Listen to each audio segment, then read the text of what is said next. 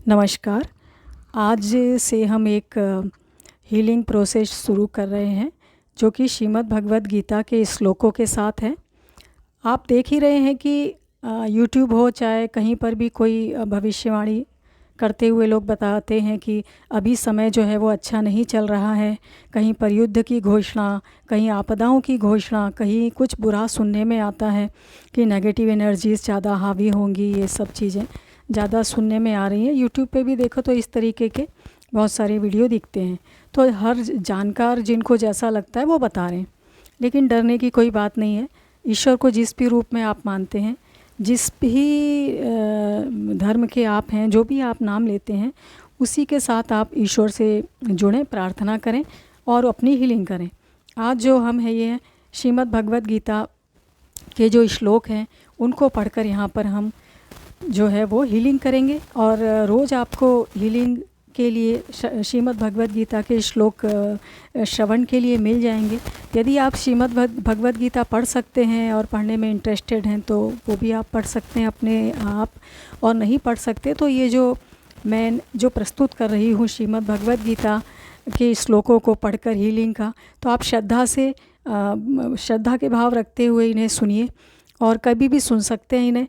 और इससे आप ये सोचें कि जो ईश्वर है, परमात्मा है, यूनिवर्स है, उससे वाइट लाइट आ रही है और मुझे प्रोटेक्ट कर रही है। श्रीमद् भगवद गीता की कृपा बरस रही है, परमात्मा की कृपा बरस रही है।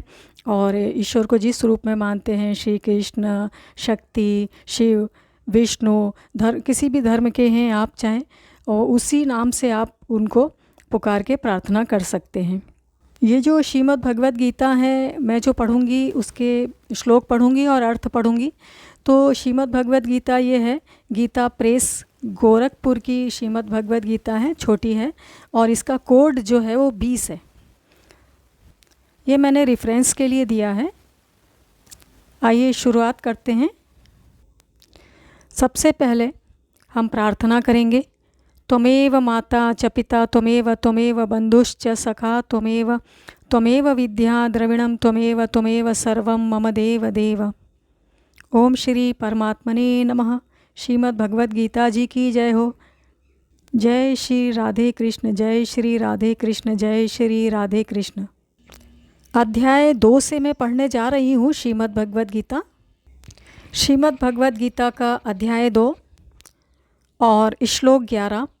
श्री भगवान उवाच असोच्यानन वंशोचस्त्वं प्रज्ञावादांश्च भाषसे गताशून गतासूश्च नानुशोचन्ति पंडिताः। श्री भगवान बोले, हे अर्जुन, तू न शोक करने योग्य मनुष्यों के लिए शोक करता है और पंडितों के से वचनों को कहता है, परंतु जिनके प्राण चले गए हैं उनके लिए और जिनके प्राण नहीं गए हैं उनके लिए भी पंडित जन शोक नहीं करते। यहाँ पर पंडित जन यानी समझदार, ज्ञानी, जिन्हें कि आत्मा और परमात्मा का ज्ञान है। न त्वेवाहं जातु नासम न त्वं नेमे जनाधिपाः न चैव न भविष्यामः सर्वे वयमतः परम। न तो ऐसा ही है कि मैं किसी काल में नहीं था, तू नहीं था, अथवा ये राजा लोग नहीं रहेंगे, और न ऐसा ही है कि इसके आगे हम सब नहीं रहेंगे। देहिन्यो अस्मिन् यथा देहे कौमारम यौवनम जरा तथा देहांतर प्राप्तिर्धीर इस्तत्र न मुहति। जैसे जीवात्मा की इस देह में बालकपन, जवानी और वृद्धावस्था होती है, वैसे ही अन्य शरीर की प्राप्ति होती है। उस विषय में धीर पुरुष मोहित नहीं होता। यह अध्याय 2 का श्लोक 13 है। मात्रा स्पर्शास्त्रु कौन्तेय शीतोष्ण सुख दुखदाह आगमा पायिनो अनित्या स्थान स्थितिक्षस्व भारत। हे कुंती पुत्र, सर्दी, गर्मी और सुख दुख को देने वाले इंद्रिय और विषयों के संयोग तो उत्पत्ति विनाशशील और अनित्य हैं, इसीलिए हे भारत उनको तू सहन कर। यम ही न व्यथयन्ते ते पुरुषम पुरुषर्षभ सम दुख सुखम धीरम सो अमृत त्वाय कल्पते। यह अध्याय 2 का श्लोक 15 है। श्री कृष्ण भगवान कहते हैं, दुख सुख को समान समझने वाले जिस धीर मनुष्य को ये इंद्रिय और विषयों के संयोग व्याकुल नहीं करते, वह मोक्ष के लिए योग्य होता है। यहाँ पुरुष शब्द यूज़ किया है, तो इसका पुरुष शब्द यहाँ आत्मा के लिए, जीवात्मा के लिए यूज़ किया है। ना सतो विद्यते भावो ना भावो विद्यते सतः उभयोरपि दृष्टो अंतस्त्वन्न यो स्तत्वदर्शिभिः। असत वस्तु की तो सत्ता नहीं है और सत का अभाव नहीं है। इस प्रकार इन दोनों का ही तत्वज्ञानी पुरुषों द्वारा देखा गया है। अविनाशी तु तद्विद्धि येन सर्वमिदं ततं विनाशमव्यस्यास्य न कश्चित् कर्तुर्महर्ति। नाश रहित तो तू उसको जान जिससे यह संपूर्ण जगत दृश्य वर्ग व्याप्त है। इस अविनाशी का विनाश करने में कोई भी समर्थ नहीं है। अंतवंत इमे देहा नित्यस्योक्ताः शरीरिणः अनाशीनो अप्रमेयस्य तस्मादुध्यस्व भारत। इस नाश रहित अप्रमेय नित्य स्वरूप जीवात्मा के ये सब शरीर नाशवान कहे गए हैं। इसीलिए हे भरतवंशी अर्जुन, तू युद्ध कर। भगवान श्री कृष्ण अर्जुन को कहते हैं क्योंकि वह युद्ध से डर रहे हैं, किसी की हत्या, किसी को मारने से उनको दुख है और इस कारण से।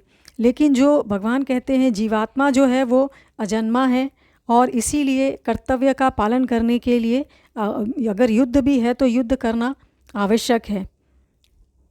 य एनम वेत्ति हंतारम यश्चेनम मन्यते हतम उभो तो न वीजानीतो नायम हंति न हन्यते। श्री कृष्ण भगवान कहते हैं कि जो इस आत्मा को मारने वाला समझता है तथा जो इसको मरा मानता है वे दोनों ही नहीं जानते, क्योंकि यह आत्मा वास्तव में न तो किसी को मारता है और न किसी के द्वारा मारा जाता है। आत्मा जो है वो अजन्मा है, अजर है, अमर है, अविनाशी है। न जायते म्रियते वा कदाचिन्नायं भूत्वा भविता वा न भूयः अजो नित्यः शाश्वतो अयं पुराणो न हन्यते हन्यमाने शरीरे। यह आत्मा किसी काल में भी न तो जन्मता है और न मरता ही है तथा न यह उत्पन्न होकर फिर होने वाला ही है, क्योंकि यह अजन्मा है, नित्य है, सनातन है और पुरातन है। शरीर के मारे जाने पर भी यह नहीं मारा जाता। आत्मा जो है बार बार शरीर धारण करता है, जन्म मृत्यु का भोगता है, कर्म बंधन जो होते हैं उन्हें भोगता है, लेकिन शरीर के द्वारा भोगता है और सूक्ष्म शरीर के द्वारा कर्म बंधनों को लेके हर जन्म में फिर एक नया शरीर लेता है। लेकिन आत्मा इन सब से परे है, वो अजन्मा है, अजर है, अविनाशी है, सबसे पुराना भी है, पुरातन है, सनातन है, हमेशा रहता है, नित्य है, सदैव रहने वाला है। शरीर के मारे जाने पर भी नहीं मारा जा सकता। इसीलिए दुख नहीं करना चाहिए किसी की मृत्यु पर, उसके लिए प्रार्थना करना चाहिए। जीते जी ही मनुष्य को यह समझ आ जानी चाहिए कि हम यह शरीर नहीं है, मन नहीं है, बुद्धि नहीं है, हम ये जो है वह है जो परमात्मा का अंश आत्मा है। वेदा विनाशिनम नित्यम य एन मजम व्ययम कथम स पुरुषः पार्थकम घातयति हंतिकम। जो इस आत्मा को नाश रहित नित्य अजन्मा और अव्यय जानता है, वह कैसे किसको मरवाता है और कैसे किसको मारता है। यहाँ पर आत्मा के द्वारा किसी भी शरीर के द्वारा होने वाले किसी भी कार्य से अकर्तापन दिखलाया गया है।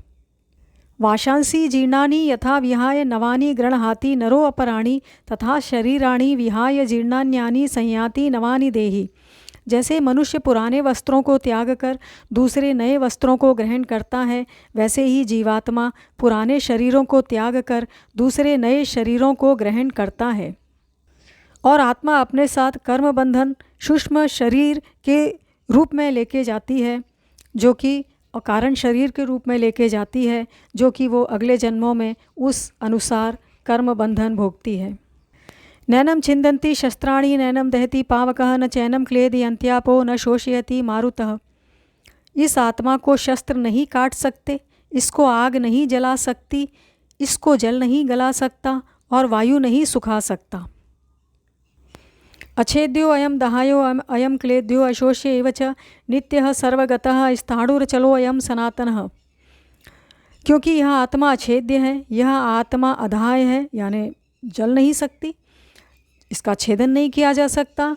यह आत्मा अकलेद्य है और निःसंदेह यह अशोष्य है, तथा यह आत्मा नित्य है, सर्वव्यापी है, अचल है, स्थिर रहने वाला है और सनातन है। आत्मा स्थिर है, सनातन है। आत्मा कहीं आता जाता नहीं है। आत्मा सूक्ष्म शरीर के द्वारा और स्थूल शरीर के द्वारा चलते फिरते ऐसा नजर आता है, लेकिन आत्मा स्थिर है। अव्यक्तो अयम चिंत्यो अयम विकार्यो अयम उच्यते तस्मादेवं विदित वेनम नानु सोची तुमर्हसि।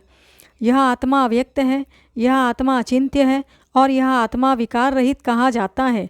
इससे हे अर्जुन, इस आत्मा को उपयुक्त प्रकार से जानकर तू शोक करने को योग्य नहीं है, अर्थात तुझे शोक करना उचित नहीं है। भगवान बता तो अर्जुन को रहे हैं, लेकिन ये हमारे लिए भी है ज्ञान। यह आत्मा अव्यक्त है, अचिंत्य है, व्यक्त नहीं किया जा सकता शब्दों में, अचिंत्य है, इसका चिंतन भी नहीं किया जा सकता, बताया नहीं जा सकता इसके बारे में। विकार रहित है, इस आत्मा के कोई विकार नहीं होते। जो भी कुछ कर्म बंधन होते हैं, जो भोगता है, जो विकार गुण अवगुण, वो सूक्ष्म शरीर में होते हैं, एनर्जी बॉडी में होते हैं, प्राणमयी शरीर में होते हैं। इससे हे अर्जुन, इस आत्मा को उपयुक्त प्रकार से जानकर तू शोक करने को योग्य नहीं है। इसीलिए शोक नहीं करना चाहिए आत्मा के बारे में। यदि सही में जान लिया है, जैसा कि भगवान बता रहे हैं, तो किसी भी स्थिति में शोक नहीं करना चाहिए।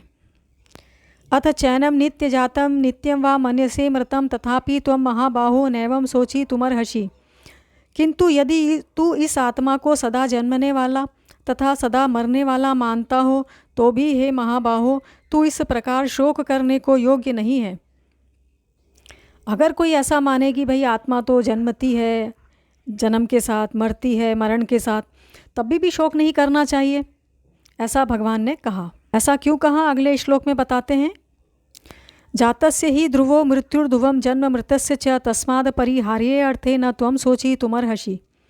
क्योंकि अगर ऐसा भी मानते हैं हम कि आत्मा जो है जन्म के साथ जन्मती है, मरने के साथ मरती है, तो इस मान्यता के अनुसार जन्मे हुए की मृत्यु निश्चित है और मरे हुए का जन्म निश्चित है। अगर हम ऐसा माने तो भी शोक नहीं करना चाहिए। अब भगवान एक बहुत गहरी अच्छी बात बताते हैं, जो पुनर्जन्म से संबंधित भी है। अव्यक्तादिनी भूतानि व्यक्त मध्यानि भारत अव्यक्त निधनान्येव तत्र का परिदेवना। हे अर्जुन, संपूर्ण प्राणी जन्म से पहले अप्रकट थे और मरने के बाद भी अप्रकट हो जाने वाले हैं, केवल बीच में ही प्रकट हैं। फिर ऐसी स्थिति में क्या शोक करना। जितने भी प्राणी दिख रहे हैं, यानी जीवन दिख रहा है जिनमें भी, तो ये जब शरीर का जन्म हुआ तभी देखने में आए, और जब शरीर की मृत्यु होती है और उसके बाद भी ये अप्रकट हो जाते हैं। बीच में जब जन्म से मृत्यु के बीच में ही ये प्राणी प्रकट होते हैं शरीर के साथ कोई नाम होता है, कोई पहचान होती है, कोई गुण अवगुण होता है, उनके द्वारा ये पहचानने में आते हैं प्राणी। बाकी जन्म के पहले और मृत्यु के बाद ये अप्रकट रहते हैं। यहाँ प्राणी यानी कि जीवात्मा को कहा गया है या जीवन को कहा गया है। आज के लिए गीता का पठन इतना ही। हम आगे फिर इसको कंटिन्यू करेंगे और उन्हीं श्लोकों को हम पढ़ेंगे जो हमारे लिए बहुत ही ज़्यादा आज ज़रूरी हैं, जिनसे हमारी बहुत अच्छी हीलिंग होगी। वैसे तो गीता के सभी श्लोक आप पढ़ेंगे तो आपकी हीलिंग होती है, आपकी सुरक्षा होती है, आपको बहुत अच्छी एनर्जी प्राप्त होती है, सकारात्मक ऊर्जा का प्रवाह होता है जीवन में। आसपास के वातावरण में भी कोई नेगेटिव चीज़ है तो वो भी मुक्त हो जाती है। तो इस गीता को आप पढ़ें या इसे सुने, बहुत अच्छा लगेगा। धन्यवाद।